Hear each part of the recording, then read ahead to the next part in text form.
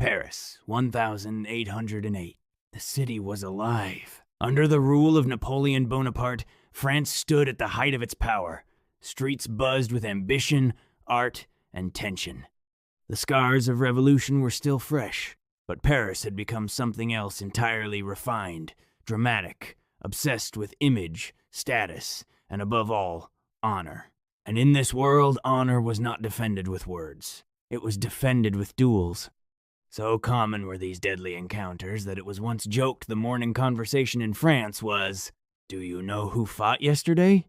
Thousands of men had already died this way. But even in a country obsessed with dramatic violence, no one had seen anything like what was about to happen.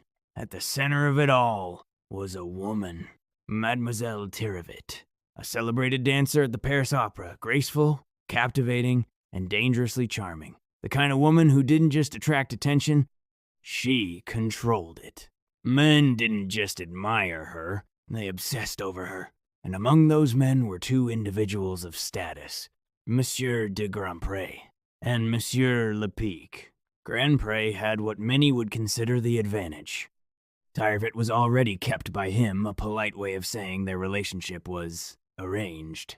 He provided wealth, status, stability, and in return she gave him her time, her presence, and her affection.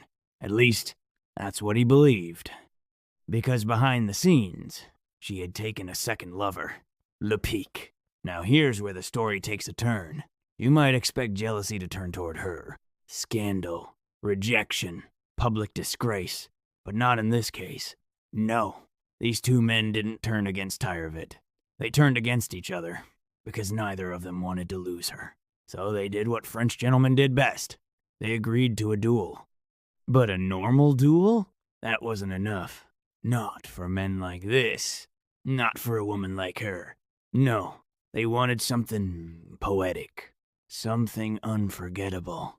Something worthy of Paris. They would duel in hot air balloons. Yes, actual balloons. Floating hundreds of feet above the ground. Each man in his own craft. Each armed with a blunderbuss, a wide-mouthed firearm designed to spread its shot. And instead of aiming at each other, they would aim at the balloon, because hitting a man might wound him. But hitting the balloon, that would send him falling from the sky. And just to raise the stakes even further, each man brought a second. A partner, a witness. Someone who would assist with the balloon, and accept death if things went wrong. Think about that for a second. These men agreed to die, not for love, but for someone else's love. On the morning of May 3rd, 1808, a crowd gathered in the gardens of Paris. Many believed they were about to watch a balloon display, a spectacle, something light, entertaining. They had no idea they were about to witness a death match. The balloons stood ready, identical, balanced, perfectly matched to ensure fairness. Grandpré stepped into his basket. Lepic stepped into his. Their seconds joined them. The ropes were cut. Slowly, the balloons rose, lifting above the trees, above the rooftops, above the city itself. The crowd below watched in awe, still unaware of what was coming. The wind was calm. The distance between them held steady, about 80 yards apart. They climbed higher and higher, until they hovered roughly half a mile above Paris. Then, a signal was given. Lepic moved first. He raised his blunderbuss, took aim at the massive, impossible-to-miss target, and fired.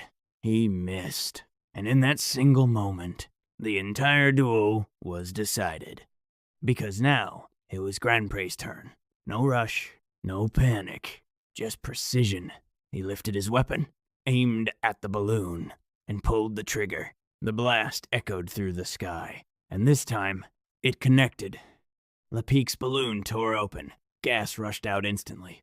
The structure collapsed, and gravity took over. The descent was immediate, violent, uncontrollable. There was no time to recover, no time to think, no second chance.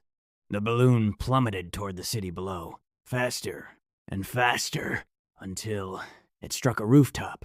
The impact was catastrophic. Lepic and his second were killed instantly. Witnesses would later describe the scene in blunt, brutal terms. They were dashed to pieces, and above it all, still floating peacefully in the sky, was Grand Prix, alive, untouched, victorious. He didn't rush down. He didn't panic. In fact, he rose even higher, almost as if savoring the moment, before eventually descending safely back to Earth. And with that, the duel was over. The terms had been clear from the beginning. Mademoiselle Tirvi would bestow her smiles upon the survivor. And so, by the rules they all agreed to, Grand Prix had won. But history leaves us with one final question. What happened next? Did she stay with him? Did the victory mean anything? Was it worth it? Because when you strip everything else away, this wasn't just a duel. It was a man falling from the sky for a woman who was never truly his to begin with.